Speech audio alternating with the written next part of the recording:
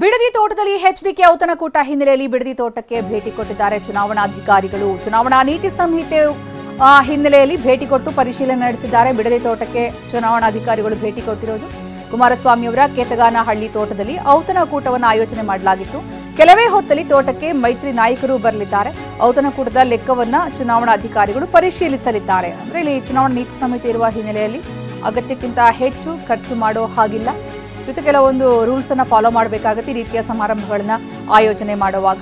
ಹಾಗಾಗಿ ಇಲ್ಲಿ ಔತಣಕೂಟದಲ್ಲಿ ಯಾರ್ಯಾರು ಭಾಗಿಯಾಗ್ತಾರೆ, ಅದಕ್ಕೆ ಬಳಕೆಯಾದ ಹಣದ ಮೊತ್ತ ಎಷ್ಟು ಮತ್ತೆ ಅದರ ಮೂಲ ಏನು ಎಲ್ಲದರ ಬಗ್ಗೆ ಚುನಾವಣಾಧಿಕಾರಿಗಳು ಪರಿಶೀಲನೆ ನಡೆಸಲಿದ್ದಾರೆ. ಒಂದು ವೇಳೆ ನೀತಿ ಸಂಹಿತೆ ಉಲ್ಲಂಘನೆಯ ಒಂದು ಸಂದರ್ಭ ಕಂಡು ಬಂದ್ರೆ ತಕ್ಷಣ ಈ ಬಗ್ಗೆ ದೂರನ್ನು ಕೂಡ ದಾಖಲಿಸಿಕೊಳ್ಳಲಿದ್ದಾರೆ. ಹಾಗಾಗಿ ಇಲ್ಲಿ ಇದು ಒಂದು ಫಾರ್ಮಾಲಿಟಿ ಕೂಡ ಚುನಾವಣಾಧಿಕಾರಿಗಳು ಭೇಟಿ ಕೊಡಬೇಕಾಗತ್ತೆ ಈ ಸಂದರ್ಭದಲ್ಲಿ. ಯಾಕಂದ್ರೆ ಔತಣಕೂಟ ನಾಯಕರನ್ನೆಲ್ಲ ಆಹ್ವಾನಿಸ್ತಾರೆ, ಜನ ಸೇರ್ತಾರೆ ಅಂತಂದ್ರೆ ನೀತಿ ಸಂಹಿತೆಯ ವಿಚಾರವಾಗಿ ಗಮನ ಹರಿಸಬೇಕಾಗತ್ತೆ. ಹಾಗಾಗಿ ಇಲ್ಲಿ ಬಿಡದಿ ತೋಟಕ್ಕೆ ಚುನಾವಣಾಧಿಕಾರಿಗಳು ಭೇಟಿ ಕೊಟ್ಟು ಪರಿಶೀಲನೆ ನಡೆಸ್ತಾ ಇದ್ದಾರೆ.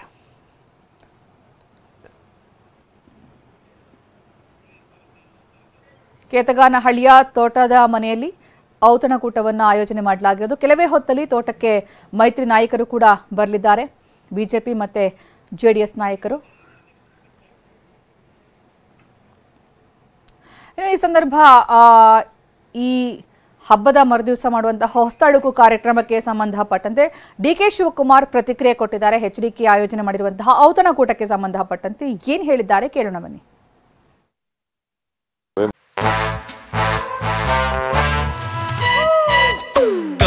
Come, come, my love, please don't say no, baby. Come, my love. V-Guard ನ air coolers extra large cooling pad ನೊಂದಿಗೆ ಇದು ಎಂತೆಂಥವರನ್ನು ಕೂಲ್ ಆಗಿಸುತ್ತೆ. V-Guard air coolers, long lasting cooling.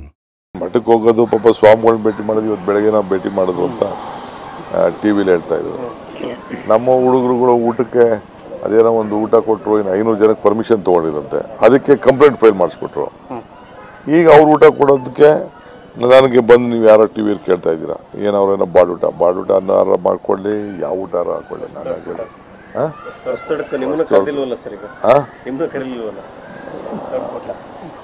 ಅಷ್ಟು ಊಟಾರ ಹಾಕೊಳ್ಳಿ, ಏನಾರು ಹಾಕೊಳ್ಳಿ, ನಾವೇ ಅದಕ್ಕೆಲ್ಲ ರಾಜಕಾರಣ ಅಂತ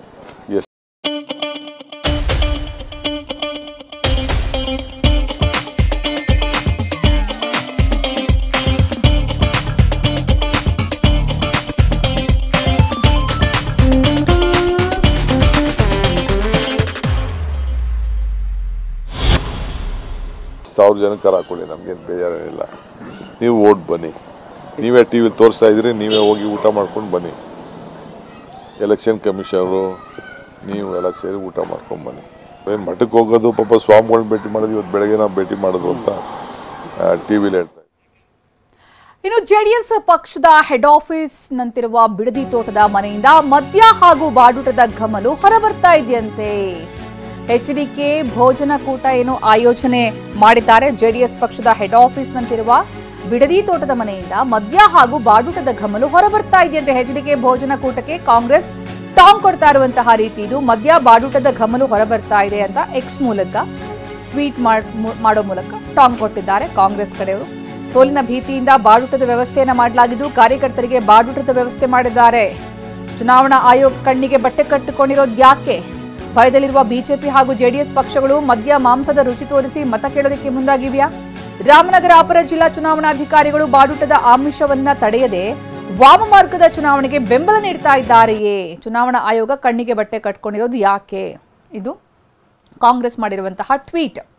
ಜೆಡಿಎಸ್ ಪಕ್ಷದ ಹೆಡ್ ಆಫೀಸ್ ನಂತಿರುವ ಬಿಡದಿ ತೋಟದ ಮನೆಯಿಂದ ಮದ್ಯ ಹಾಗೂ ಬಾಡೂಟದ ಘಮಲು ಹೊರಬರ್ತಾ ಇದೆಯಂತೆ ಅಂತ ಕ್ವೆಶ್ಚನ್ ಮಾರ್ಕ್ ಹಾಕಿ ಇಲ್ಲಿ ವ್ಯಂಗ್ಯವಾಡಲಾಗಿದೆ. ಇನ್ನು ಸೋಲಿನ ಭೀತಿಯಿಂದ ಹೊಸತಡುಕಿನ ಹೆಸರಲ್ಲಿ ಮತದಾರರಿಗೆ ಕಾರ್ಯಕರ್ತರಿಗೆ ಬಾಡೂಟದ ವ್ಯವಸ್ಥೆಯನ್ನು ಮಾಡಿರುವ ಕುರಿತು ಮಾಹಿತಿಗಳಿದ್ದರೂ ಚುನಾವಣಾ ಆಯೋಗ ಯಾಕೆ ಕ್ರಮ ಕೈಗೊಳ್ತಾ ಇಲ್ಲ? ಕಣ್ಣಿಗೆ ಬಟ್ಟೆ ಕಟ್ಟಿಕೊಂಡು ಕುಳಿತಿರುವುದು ಯಾಕೆ ಅಂತ ಪ್ರಶ್ನೆ ಮಾಡಿದೆ ಕಾಂಗ್ರೆಸ್.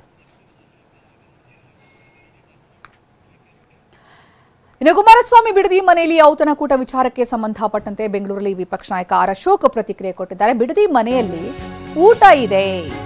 ಆರ್ ಅಶೋಕ್ ಪ್ರತಿಕ್ರಿಯೆ ಕೊಟ್ಟಿರೋದು. ಬೆಂಗಳೂರಲ್ಲಿ ವಿಪಕ್ಷ ನಾಯಕ ಆರ್ ಅಶೋಕ್ ಆಡಿರುವಂತಹ ಮಾತು ಏನಂದ್ರೆ, ಬಿಡದಿ ಮನೆಯಲ್ಲಿ ಊಟ ಇದೆ, ಕುಮಾರಸ್ವಾಮಿ ಮನೆಗೆ ಅಧಿಕಾರಿಗಳು ಹೋಗಿದ್ದಾರೆ, ಮನೆಯಲ್ಲಿ ಊಟ ಮಾಡೋದಕ್ಕೆ ಯಾರ ಪರ್ಮಿಷನ್ ಬೇಕು ಅಂತ ಬೆಂಗಳೂರಲ್ಲಿ ಆರ್ ಅಶೋಕ್ ಪ್ರತಿಕ್ರಿಯೆ ಕೊಟ್ಟಿದ್ದಾರೆ. ಇತ್ತ ಕಾಂಗ್ರೆಸ್ ಕಾರ್ಯಕರ್ತರಿಗೆ ಮತದಾರರಿಗೆ ಆಮಿಷ ಕೊಡೋದಕ್ಕೆ ಅಂತ ಬಾಡೂಟದ ವ್ಯವಸ್ಥೆ ಮಾಡಲಾಗಿದೆ ಅಂತ ಹೇಳಿದ್ರೆ ಇತ್ತ ಆರ್ ಅಶೋಕ್ ಪ್ರತಿಕ್ರಿಯೆ ಕೊಟ್ಟಿದ್ದಾರೆ. ಮನೆಯಲ್ಲಿ ಊಟ ಮಾಡೋದಕ್ಕೆ ಯಾರ ಪರ್ಮಿಷನ್ ಬೇಕು ಅಂತ ಅವರು ಪ್ರಶ್ನೆ ಮಾಡಿದ್ದಾರೆ. ಹೌದು, ಅಧಿಕಾರಿಗಳು ಹೋಗಿದ್ದಾರೆ ಕುಮಾರಸ್ವಾಮಿ ಅವರ ಮನೆಗೆ, ಊಟ ಮಾಡೋದಕ್ಕೆ ಹೋಗಿದ್ದಾರೆ. ಊಟ ಮಾಡೋದಕ್ಕೆ ಯಾರ ಪರ್ಮಿಷನ್ ಬೇಕು ಅಂತ ಇಲ್ಲಿ ಏನು ಅದಕ್ಕೆ ಸಂಬಂಧನೇ ಇಲ್ಲ ಇವರ ಆರೋಪಕ್ಕೆ ಅನ್ನುವ ರೀತಿಯಲ್ಲಿ ಆರ್ ಅಶೋಕ್ ಪ್ರತಿಕ್ರಿಯೆ ಕೊಟ್ಟಿದ್ದಾರೆ. ಎಲ್ಲ ಅಧಿಕಾರಿಗಳು ಹೋಗಿ ಅಲ್ಲಿ ಕಾವಲು ಕಾಯ್ತಾರೆ. ಅಲ್ಲ, ಅಲ್ಲಿ ಚುನಾವಣಾ ಪ್ರಚಾರಕ್ಕೆ ಹೋದ್ರೆ ಅವರು ಪರ್ಮಿಷನ್ ತಗೊಬೇಕು ಅಂತ. ಮನೆಯಲ್ಲಿ ಯುಗಾದಿ ಹಬ್ಬದ ಊಟಕ್ಕೆ ಹೋದ್ರೆ ಪರ್ಮಿಷನ್ಗೆ ಬೇಕು ಅನ್ನೋದು ಯಾವ ಕಾನೂನಲ್ಲಿದೆ?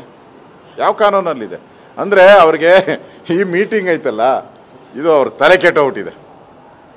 ಎಲ್ಲ ಇಲ್ಲಿ ಮುಖಂಡರುಗಳೆಲ್ಲ ಬಂದಿರೋದು, ಎಲ್ಲ ಅಭ್ಯರ್ಥಿಗಳು ಬಂದಿರೋದು, ಅವ್ರ ತಲೆ ಕೆಟ್ಟು ಅದೇನೋ ಹೇಳ್ತಾರೆ, ಬೇಡ ಮಾತು, ತಲೆ ಕೆಟ್ಟೋಗ್ಬಿಟ್ಟಿದೆ. ಎಲ್ಲ ಅಧಿಕಾರಿಗಳು ಹೋಗಿ ಅಲ್ಲಿ ಕಾವಲು ಕಾಯ್ತಾರೆ. ಅಲ್ಲ, ಅಲ್ಲಿ ಚುನಾವಣಾ ಪ್ರಚಾರಕ್ಕೆ ಹೋದ್ರೆ ಅವರು ಪರ್ಮಿಷನ್ ತಗೊಬೇಕು ಅಂತ. ಮನೆಯಲ್ಲಿ ಯುಗಾದಿ ಹಬ್ಬದ ಊಟಕ್ಕೆ ಹೋದ್ರೆ ಪರ್ಮಿಷನ್ಗೆ ಬೇಕು ಅನ್ನೋದು ಯಾವ